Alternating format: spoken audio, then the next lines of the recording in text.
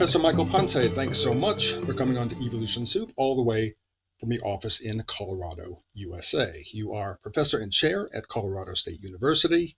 As a paleoanthropologist, your research focuses upon the feeding behavior of early members of our own genus, the genus Homo, utilizing new 3D techniques to make sense of the tantalizing marks left on fossils by early humans. Welcome to the show, Michael. You're in the university now, but you're no stranger to fieldwork. No doubt you're hankering to get back out into the world to explore new cave sites. Yes, field work is what it's all about. That's why you get into this field. The time we take and the effort we put into it is substantial, but it's rewarding when we make new discoveries and learn things that we never previously understood.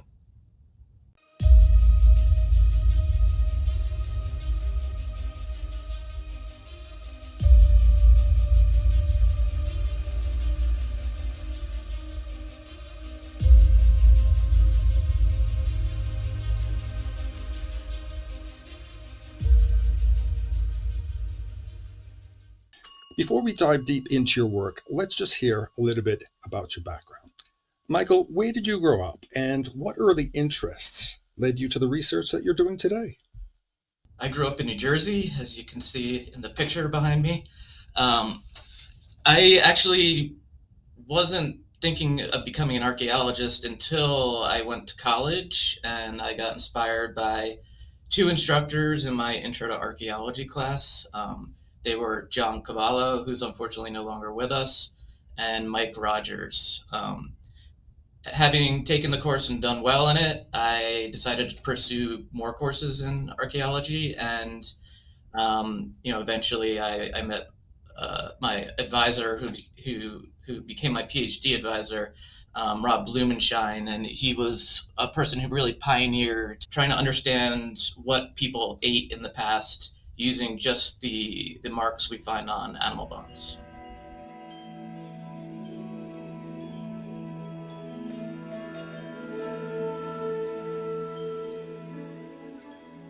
Your work centers on the feeding behaviors of early humans, that is, what tools may have been used, the marks left behind, and what all of that can tell us.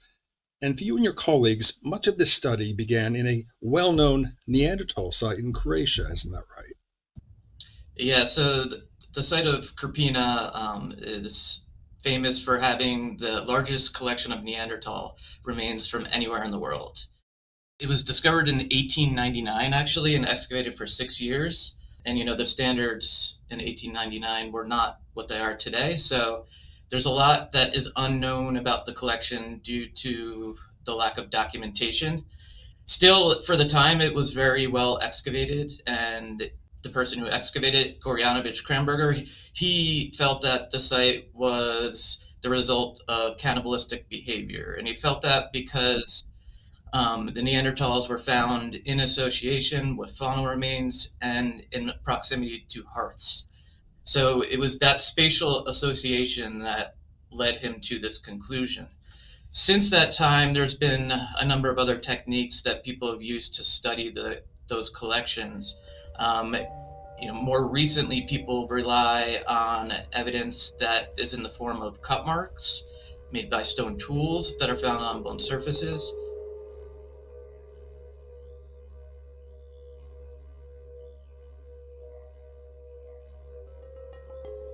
Also, percussion marks that are the result of extracting marrow from limb bones.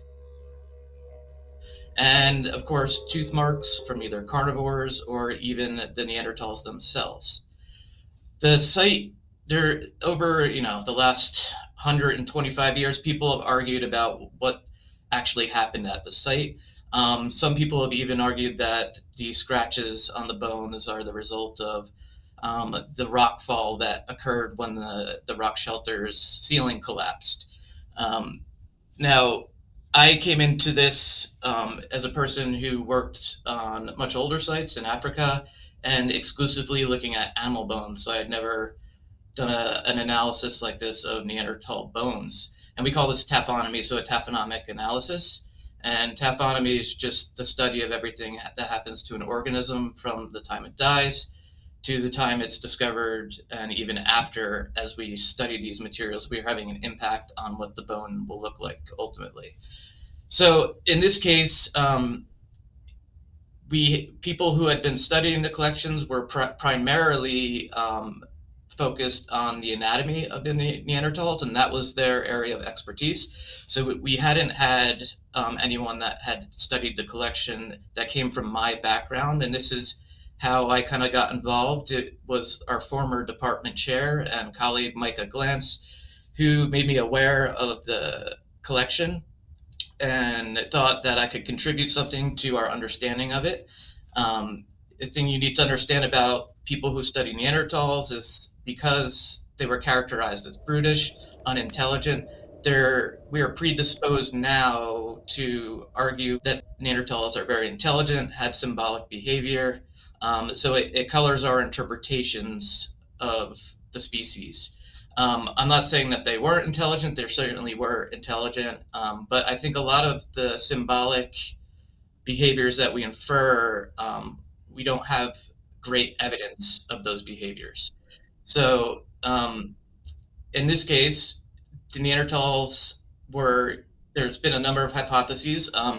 One is that the cut marks on the bones are the result of a mortuary practice called secondary burial. And the secondary burial is when you bury an individual, re-exhume it, and then clean the bones of the flesh. Um, the other hypothesis is that they were cannibalized and consumed for food only. And then there's also another hypothesis that they were consumed as part of a ritual. And we know that ritualistic cannibalism does occur in humans, but whether it occurred in Neanderthals, we can't say. So part of the issue here is we are trying to infer someone's intent um, when the evidence we have doesn't really speak to intent. So all we can do is look at what the bones can tell us and the marks on the bones objectively. And the way I'm doing that is unique compared to the way most people have approached questions about cannibalism. So what we are doing is first we've studied all the bones looking for every single mark that is present, and we've also mapped the location of those marks across the skeletons. And then we are comparing those patterns of butchery to what we see in animal bone collections, where we have simulated human and carnivore consumption of animals. So you can see I have a bone here. This is a bone that was processed by my advisor, former advisor, Rob Bloomshine, and this is a simulation of what happens when only humans butcher an animal. And in this case, you can see there is a impact here. This is where the bone was broken, so it was impacted to get access to the marrow. And there's also scratches on it that are the result of butchery. Um, we also have a lot of simulations where carnivores have consumed bones, and you can see here the end of the bone is missing because it has been chewed off, but it still has been fractured. And a lot of the bones we actually find in the record are small pieces like this that result from the impact of the bones being broken. So one of the first observations that we have based on the knowledge we have of what happens to animals when they're broken is that the Krapina collection is not complete because it's missing the tiniest fragments that we would find had the bones been broken for marrow consumption or consumed by carnivores, which there is evidence of at the site. So right there, we know we're working with a collection that is biased towards larger specimens, and that can impact how we interpret the collection itself. Now, in this case, we see butchery marks, so cut marks. We have percussion marks, and we also have tooth marks. And some of those tooth marks are almost certainly from carnivores. They're conical in shape. They are deeper than we see human tooth marks. And they have a different morphology than the marks typical of human tooth marking. However, there are marks that are more consistent with what we know human tooth marks to look like, but I would say that there's a lot of overlap between humans and carnivores, so it's difficult to be certain using traditional methods of analysis whether it was a human or carnivore tooth marking the bone. So, how we infer cannibalism is difficult because there are other processes that can result in cut marks on bones. Human mortuary practices are incredibly diverse, um, and people even shatter up um, dead bodies, and it's part of a mortuary practice. So the diversity in mortuary practices really makes it anything being possible. In this case, what we see is the number of tooth marks, or sorry, the number of cut marks and percussion marks is certainly consistent with human having first access to the Neanderthals they're consuming. And we know that because there's so many percussion marks and so many cut marks in the collection, it's inconsistent with what we would see had they gotten access to the Neanderthals after they had been consumed by a carnivore. So you can imagine, we're kind of ruling out that these individuals are scavenged. Whether they are hunted or died naturally, we can't say because those marks, the number of marks would be the same if you had discovered a complete Neanderthal that had died and then decided to consume it, or if you had killed the individual and then consumed it after. The tooth marks in the collection are slightly more than we would expect if all the flesh and the marrow had been consumed by Neanderthals. And that is likely because the models we're comparing with, which were developed to understand early Stone Age sites in Africa and infer whether there was hunting or scavenging going on throughout early human evolution. In this case, we see tooth marks that are slightly higher than those models predict. And what's interesting is those models did not simulate humans leaving bite marks on the bones. So it's likely that the Neanderthals were in fact biting some of these bones in the process of consuming them. Now, I think what we can say based on the data we've collected, which is currently unpublished, but has been presented at conferences, is that these individuals were definitely consumed and by Neanderthals. What we also know is that carnivores were also consuming what was ever left, what was left behind. And to me, that means not only were these individuals consumed, they were not buried by the Neanderthals. And this is important because it speaks to this, idea: is this a ritual process or is it just cannibalism for consumption? To me, the lack of burial, we know Neanderthals were capable of burying their dead, which is a symbolic behavior in itself. The fact that that's not happening here and there's no grave goods associated with these individuals, it lessens the likelihood that this is a ritual process. Now, that doesn't mean it can't be symbolic. This could be, it's been inferred that these may be individuals that were hunted as from a neighboring group and then consumed as a symbolic process of that victory. But that would be impossible to distinguish. We don't have any real evidence of um, weapons being used to kill the individuals. There's no spear impacts or anything like that. So, we can only speculate. But what we can say is that they weren't buried. They were later scavenged by carnivores that were in the area. And then ultimately they became naturally buried as part of the sedimentation that occurs in the rock shelter.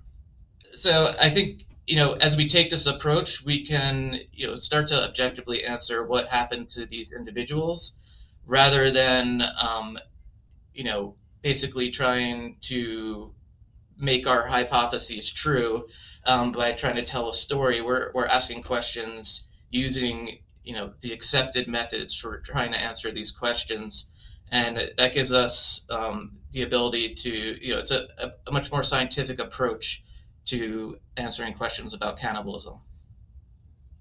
There's been a long running discussion within paleoanthropology surrounding ritual behaviors versus cannibalism. Tool and tooth marks on human bones can suggest ritualistic behavior to some researchers and a simple need for food to others. Michael, where do you stand on this debate? What has your research revealed? So I'll just start by categorizing cannibalism into three categories that are typically used. The first being survival. We have recent day examples of humans consuming each other when they're starving. There is nutritional cannibalism.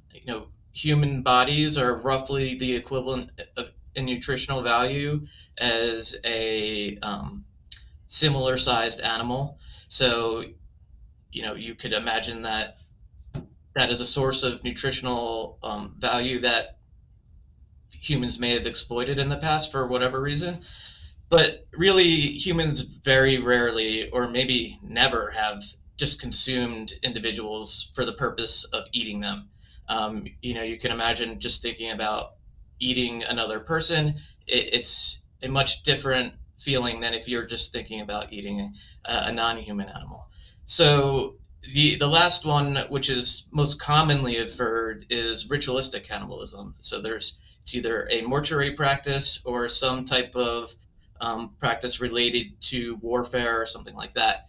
So, my opinion is one that many sites where we have inferred cannibalistic behavior um, have been based on such little evidence that it is unlikely to be cannibalism, or the evidence is not strong enough to be confident in that inference. So, for example, sometimes people will infer cannibalism based on the presence of the top of the skull being present without the face. And the problem with that is, and they're saying the tops of the heads were being used as bowls as part of some ceremonial process. The problem with that is how skulls break naturally. We have millions of years of human evolution where we frequently have the tops of skulls and the faces missing. So it's not a really good reason to infer cannibalism at a site, and it could just be part of the natural processes of how skulls break when they're in the ground because the facial bones are very delicate. The other thing we see at sites is that some have just a few bones and have no cut marks, or only a few cut marks have been identified, and they have not been studied by experts in that field that have experience identifying cut marks on modern bones that they have made themselves. So we have just there, I think the amount of sites that have cannibalism in the archaeological record is overestimated by a lot. If you getting to the ritual, I think we default to ritual always. And does that mean it's not ritual? No, but if that's our default assumption, and I've had many arguments with my colleague Professor Glantz about this, we can't really assess it meaningfully. So one of the issues is, how do you identify evidence of a ritual when a ritual can look just like consumption, and maybe that is the ritual? So, there's many sites that once you get to the Magdalenian period that have evidence of burials, but also sites that have been identified as evidence of cannibalism.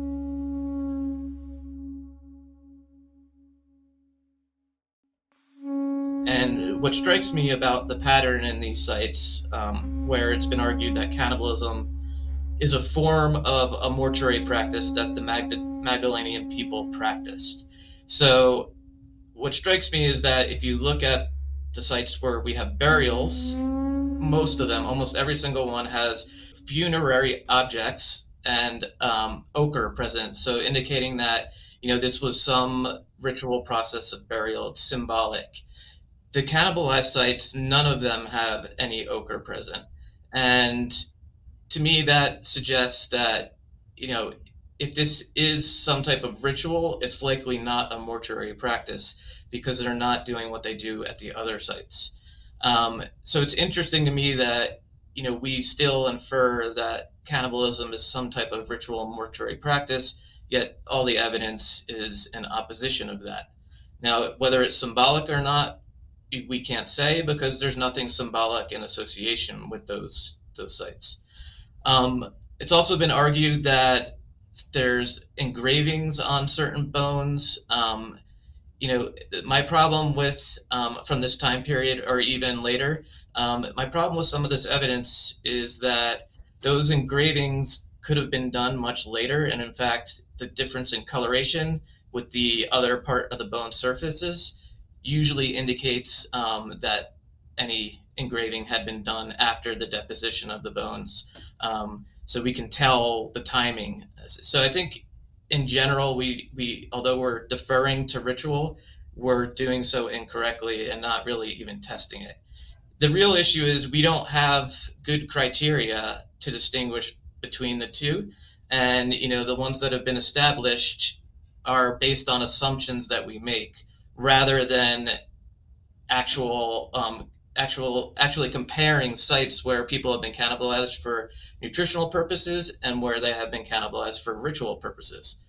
Part of the problem is all those sites are things that had happened far in the past where we don't know what had occurred there. So beyond simulating, you know, this behavior in modern times, it's which is obviously there's a lot of challenges to doing that. Like, what would it look like if you processed a human for consumption using stone tools?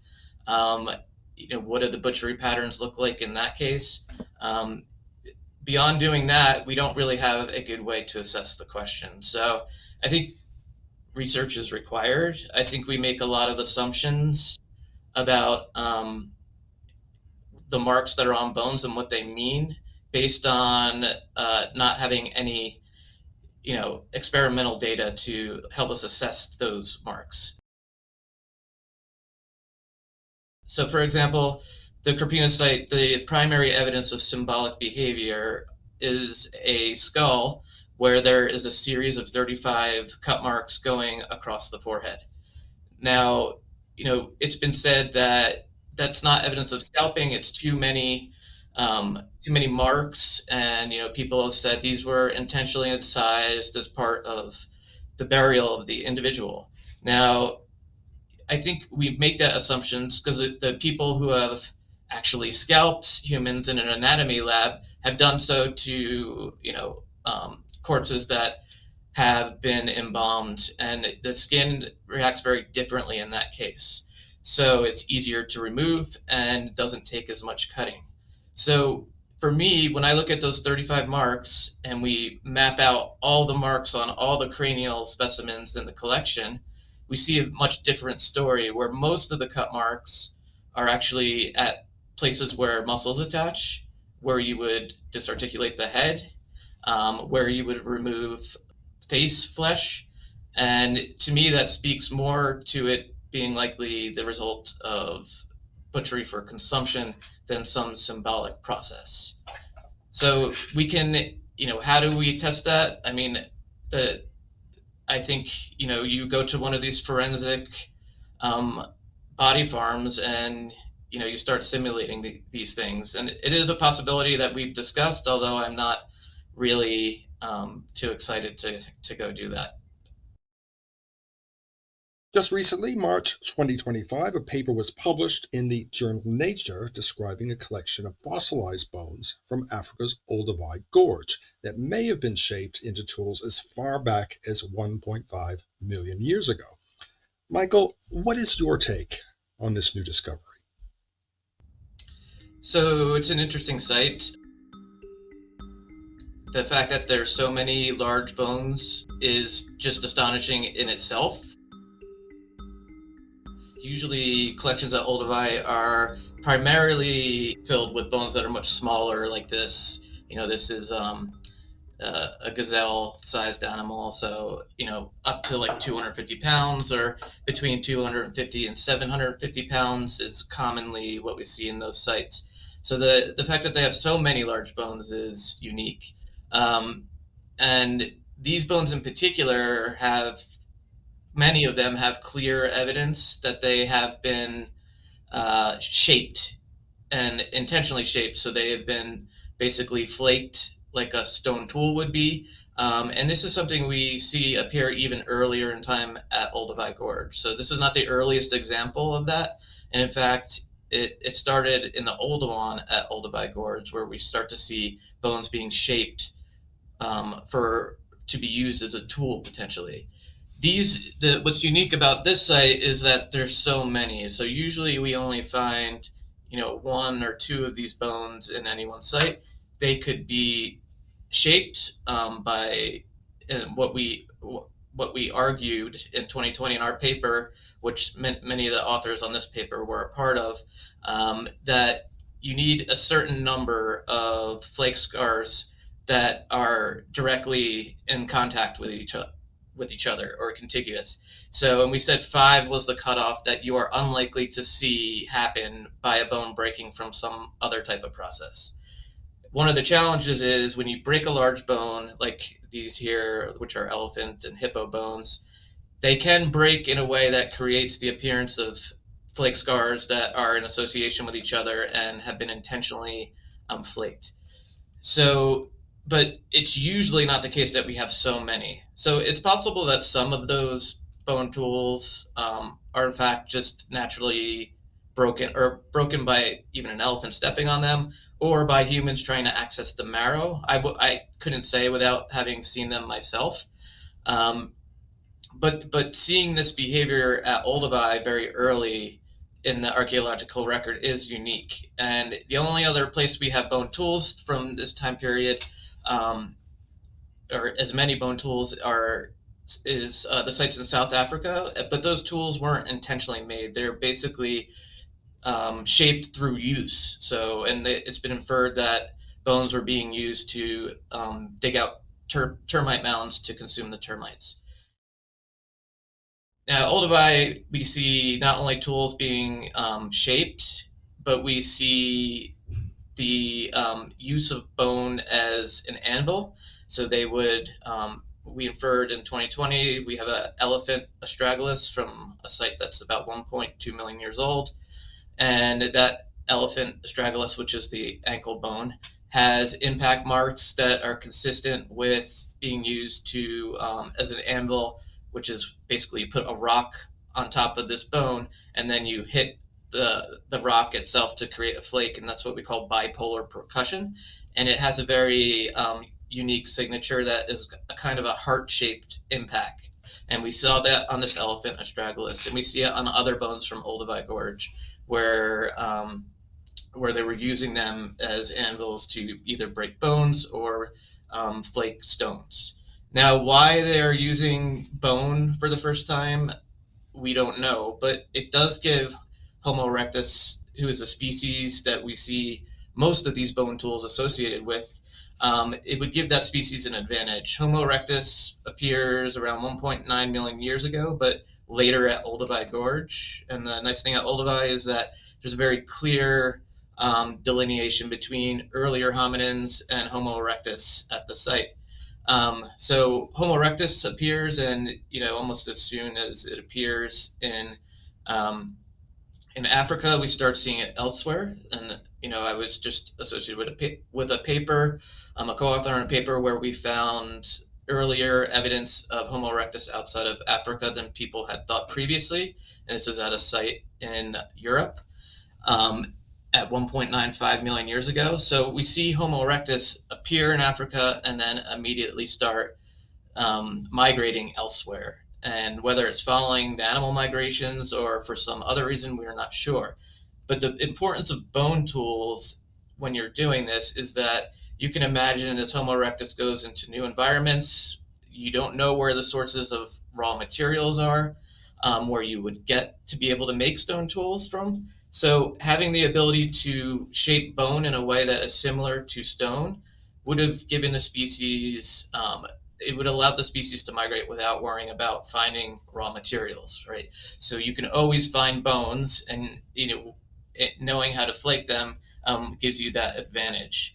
Now, we also see, you can imagine Homo erectus butchering an animal, having their tool break or not having enough raw material to make more tools, and then taking the animal's bone and creating a tool from it. So these are important behaviors, and it's one of many that we saw Homo erectus really expand and build upon. In 2020, we identified one of Mary Leakey left behind a bunch of collections from beds 3 and 4 at Olduvai Gorge, which are the younger beds, which are about 1.2 to maybe 800,000 years ago. That's how old they are. And they were left behind because Mary Leakey, no one had really studied them. Mary Leakey did a basic description and published it in 1994, but she had discovered this material much earlier in the 70s, and she had become um, interested in the Laetoli site where she found the earliest footprints of human ancestors in volcanic ash. With her attention changed to Laetoli, these collections had been left basically unstudied for decades. And it was my PhD dissertation research where I curated these collections and discovered a box or a couple of boxes of bones that had been identified by Mary Leakey as tools. Now, not all of them turned out to be tools, but some of them did. And what was interesting was that we found what we identified as a preform of a barbed point, and that pushed the origin of the ability to make points potentially 700,000 years earlier than we thought, and associated it with Homo erectus instead of what we previously believed, which was it was only Homo sapiens that could create that type of technology. What's also interesting is it's much more difficult to shape bone than wood. And in this case, the ability to shape bone in this way suggests that they may have been doing this with wood, and we just don't have those things preserved in the archaeological record. So, Homo erectus is doing a lot of things. It's becoming more dominant on the landscape.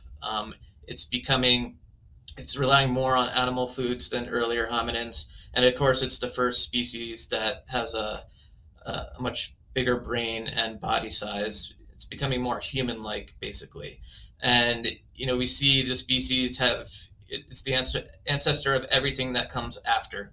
So expands all the way to Asia by 1.8 million years or possibly earlier.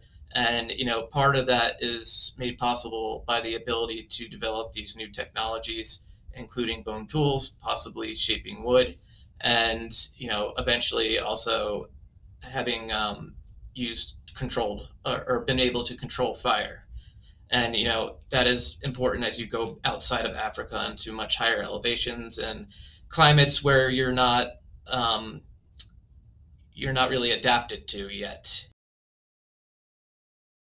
In 2017, you published a paper where you presented a new method for identifying cut marks, a type of 3D scanner that you hope will put the ongoing uncertainties surrounding the nature of cut marks to rest. So, what can you tell us about this new technique? Yeah, well, I guess it's not really new anymore. And there's a number of techniques that have also been developed with a similar goal. But the idea was to make the identification of cut marks and tooth marks and other types of marks on bone more objective and scientific than it had been in the past. And this is because in the past we would basically use a hand lens. We would train ourselves on bones that we had broken ourselves and butchered, and ones that have been fed to carnivores or crocodiles, or stepped on by animals. And then we would take that knowledge and apply it to what we see on fossils. So in 1996, my advisor published a paper that showed that you could get 95% accuracy in the identification of these marks on modern bones, modern collections of bones. So they basically blind tested each other, three scientists, and they were able to get 95% of the IDs correct.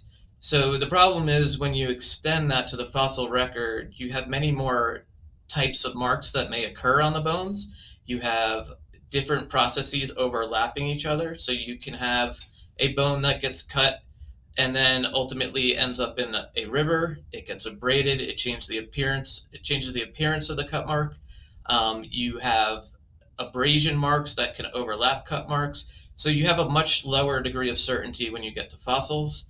And what was happening is people were disagreeing over the origins of marks. Most famously, this was happening at a site called FLK Zinjanthropus, which was discovered by Mary Leakey in 1959, where they discovered the Paranthropus boisei skull, formerly called Zinjanthropus boisei.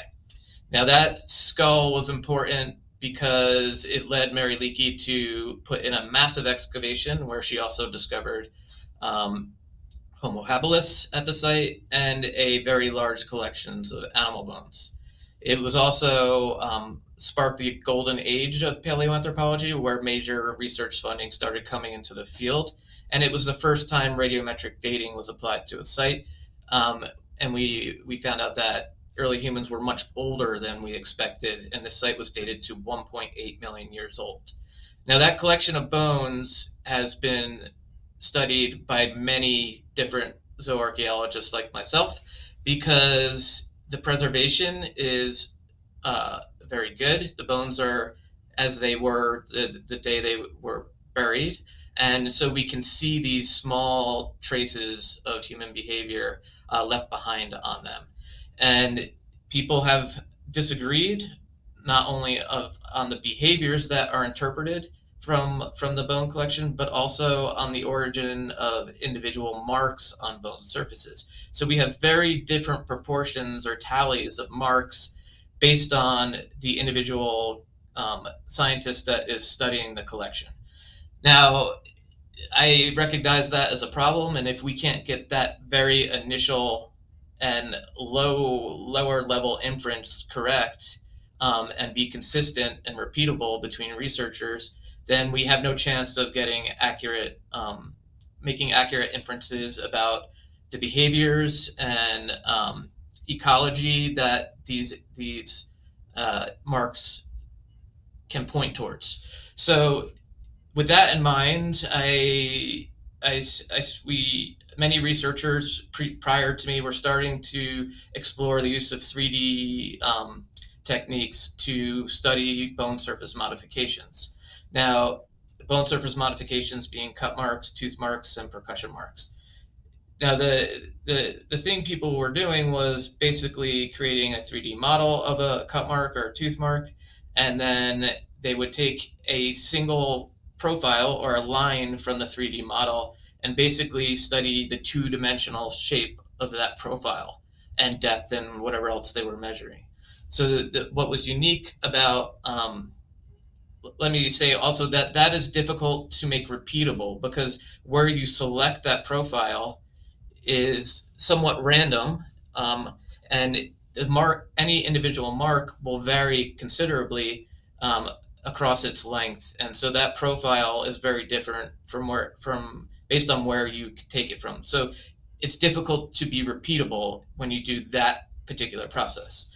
So I knew I had to make a process that was more repeatable and also that actually allowed us to use 3D scanning in a way that meaningfully allows us to distinguish between mark types. And so our approach was different at the time in using the entire 3D model instead of an individual profile. And then when we did apply use a profile, we took it from the deepest part of the mark, which reflects the maximum force that was inflicted on the bone. So we're basically studying the entire piece of evidence rather than just a sliver of it and getting a clearer view of what those marks, what distinguishes the marks from each other. So the way we did this was we used a profilometer to create a high resolution 3D model of individual marks that we made experimentally. So we did a bunch of feeding experiments with the Denver Zoo and collected the bones from the different various carnivores. We had collections that were produced by crocodiles. We have butchery of animals that we have done, and we also have samples from animals stepping on bones, which strangely produces marks that can resemble cut marks. So with those samples, we have over 1,000 now. We can distinguish between the marks correctly roughly 80% of the time. And the way we do that is we collect measurements from the 3D models, and then we take those measurements and apply machine learning methods, statistical methods, which allow us to classify the marks. And so it's basically telling you give the computer the measurements, the computer identifies the mark, and we then know how reliable the computer is in doing this. And what we found is it's around 83 to 85% correct when the computer does these classifications. And the nice thing is when we apply this to fossils, the algorithm will give us a level of certainty in its identification. So it's not just calling something a cut mark, a tooth mark, or a mark from an animal stepping on a bone. It's telling us that there's a probability of 90% this being a tooth mark and 10% of it being a cut mark, and so on. So this in itself makes it easier to assess the reliability of an identification, whereas in the past we had to rely on a individual's reputation for basically having the skills to do this, and we had no precise level of certainty. The other thing is when we published this method, we demonstrated it to be replicable, and we published the actual variation in the measurements that myself and two of my graduate students achieved after individually measuring, individually creating models of a single mark, and then measuring it independently. So they only had my instructions to follow, and we published how repeatable it is, and it was very repeatable. We were getting differences of only a few microns in variables like depth. So now why this is important is, and when we apply it, because I don't 3D scan every single mark on a fossil, I rely on my years of experience to identify most marks. But where it's important to apply these techniques are when we're relying on bone surface modifications or cut marks alone to push back the origins of certain behaviors or the presence of humans in different areas of the world. And in some high profile examples of that are, of course, the 3.4 million year old bones from the Dakika site in Ethiopia.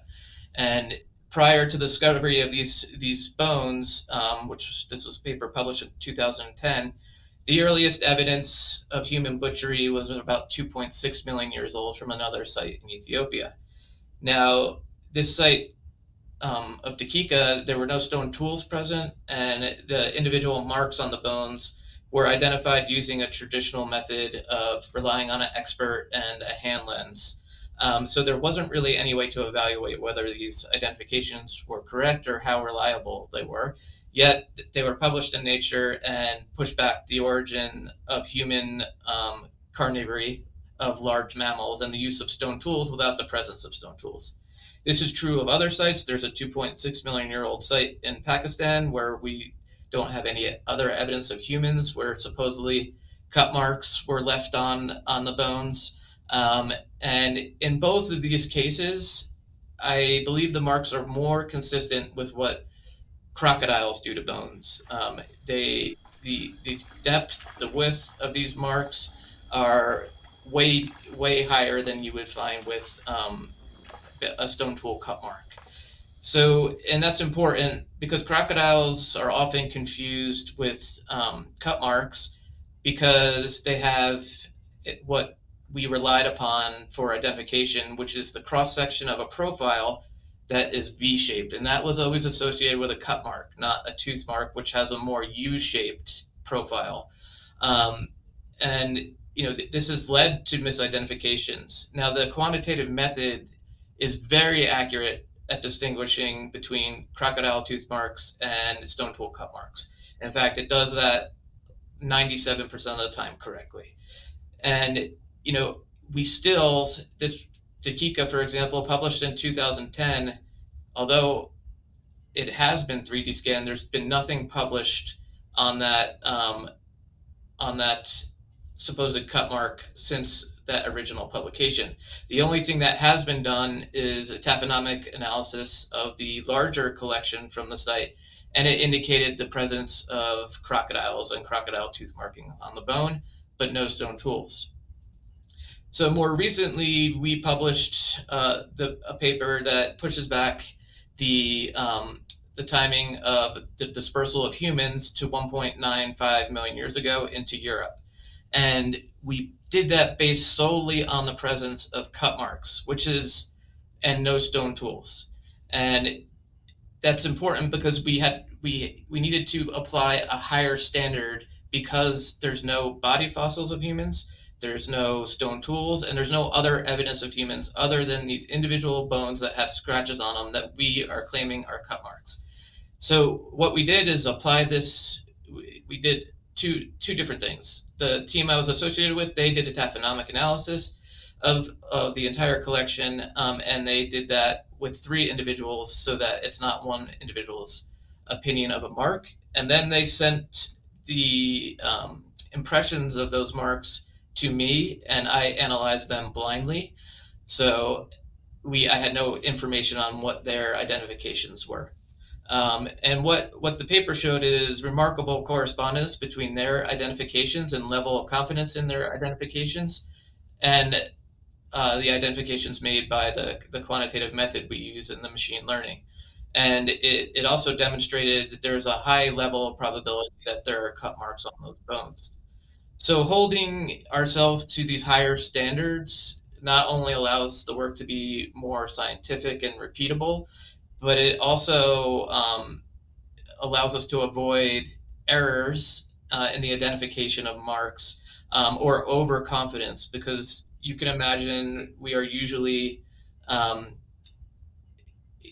we're often more likely to call something a cut mark because it's evidence of human behavior. It's what we want to be looking for. Um, and in this case, you're predisposed to make an identification that is, evidence of human behavior rather than what it could be an animal stepping on a bone or a crocodile chomping on a bone.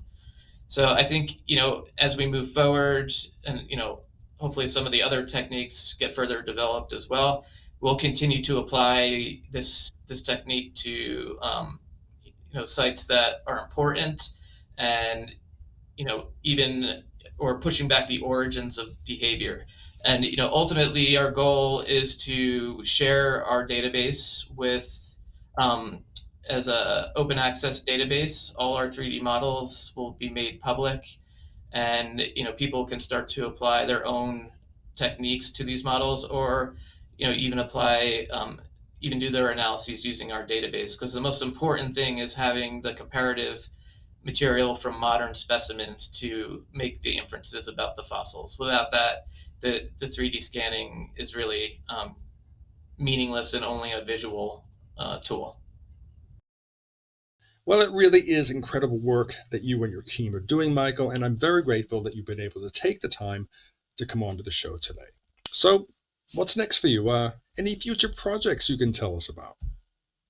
Yeah, well, right now I'm pretty busy as department chair, so a lot of my research is being done through my graduate students. So at Olduvai Gorge, we are doing a spatial analysis of all of the sites. My PhD student Alex Pellicero, he has created a 3D model of the entire gorge using a drone and has mined the literature for all of the published evidence of cut marks, tooth marks, and all these various things. And we're we're trying to see if there's a difference in the behaviors of hominins that are associated with Oldowan stone tools, which are likely to be Homo habilis, and those associated with the more sophisticated Acheulean tools, which we um, attribute to Homo erectus. And we are seeing clear differences And what's interesting is that Homo habilis is really clustered in certain parts and not widely dispersed, whereas Homo erectus is seemingly unconstrained by the paleo environment at Olduvai, suggesting it's a more dominant species, and likely more capable at modifying its environment. So the other thing we're working on is trying to better understand the bone technology at Olduvai Gorge, and I have a student, um, a PhD student, Tawabi Nagash, who is doing experimental work trying to see what it would look like if we were using bone as hammers to shape stone tools, actually. And then we're, of course, continuing to, as a lab, develop the 3D models, or expand upon the 3D models that we currently have in the database and make those available as an open access database.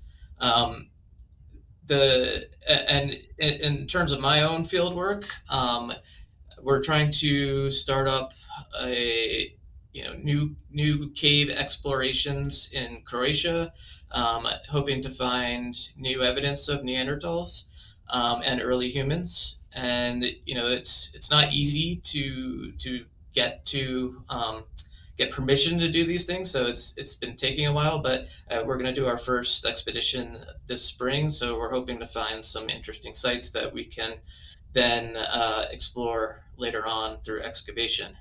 Of course, it's always a risk not knowing when you're just going to survey initially in areas you've never been, but it's more rewarding as well when you do find something that's new and unknown to science before.